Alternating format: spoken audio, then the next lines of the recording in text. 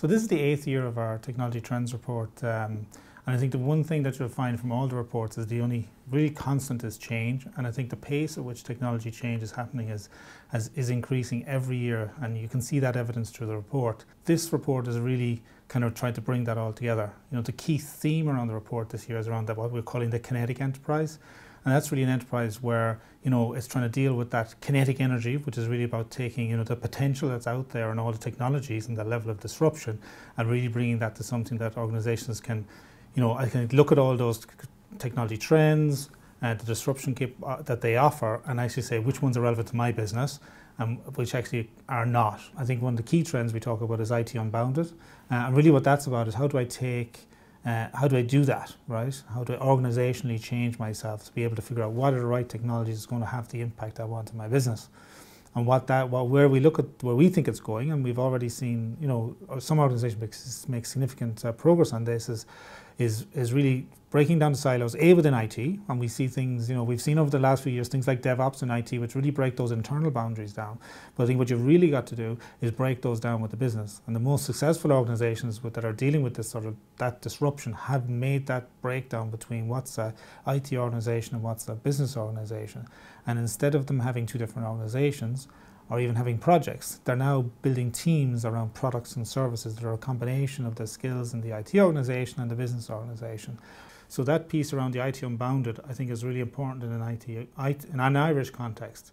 You know, we have all the ingredients to do that. We have a really vibrant tech sector in Ireland. We have a great set of startups, and we have really high quality educational institutions. I think they're all the ingredients that if I think of what a CIO might do in terms of looking at his organization, he'd say, well, I can break down these boundaries into these silos internally. That can kind of help me. But actually, I have access to a pretty wide ecosystem of startups, of a lot of the high techs, you know, that a lot of their counterparts in other countries would only love to have access to, and to actually do a lot of the disruption and to be agile like that. So I think in an Irish context, our ability, I think, just generally as a nation and an economy to be agile is going to be more important probably than any of our European counterparts, and I think we have a real opportunity to do that. I think if you look at the technologies that we see are going to underpin that, I think one of the big ones that we're seeing is around data. I think there's a lot of data out there today.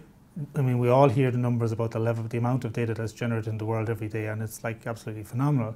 But there's a lot of insights into that data, and traditionally, you know, clients have that data, and a lot of times they're collecting it, but actually they're not able to see what the data is telling them. And in that sense, we say it's dark, right? And so one of the trends we're focusing a lot on this year is dark analytics. And that's how can you actually look inside that data and really say, what's that information telling me and how's that valuable to my business? Now, that's not only in the types of data that comes from social media and those sorts of sources, but organizations often themselves have a huge amount of internal data that they've not shone a light on either. So we think we're going to see organizations increasingly do that, really shine a light on that data to really give some good business insights. You know, to take a simple example of, RPA is a trend we talked about in some of our previous reports. And that robotic process automation has been great in automating, relatively straightforward tasks. I think the next stage of that is, well, how do I bring some intelligence into that process? And that's what we're calling robotic cognitive automation.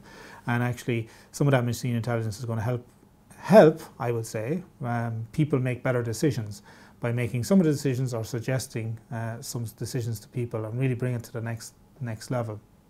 And I think you can see in that space a lot of things around much better image recognition and video recognition, as well as allowing people to do things that they weren't able to do before. And we're seeing some law enforcement agencies actually do that around the world as well. And if you combine that then with what we're seeing with augmented reality and virtual reality, where we're really trying to combine the digital world and the physical world together, I think you get some very exciting use cases, and we think that's going to drive a lot of disruption over the next few years in certain industries. But I think there's a definite trend towards that. As a part of that journey as well, really everything's turning into a service. I mean, 10 years ago the world was all talking about service-oriented architecture. And clearly that's a part of the solution, but today we're starting to see everything as a service. So what we've done is take a lot of what's been really good about digital, SOA, cloud and agile techniques, and we're seeing businesses really bring that into how they deliver all their products and services. So it's about everything being a service, not just the tech, but obviously the tech enabling that. So I think that's going to be a very important trend over the next few years as well. And I suppose that brings me in a way in full circle in terms of really around the report. I think that kinetic organisation that's able to look at all those technologies, which are the ones that are really disruptive, which are the ones that are really going to give me a business outcome rather than a technology outcome.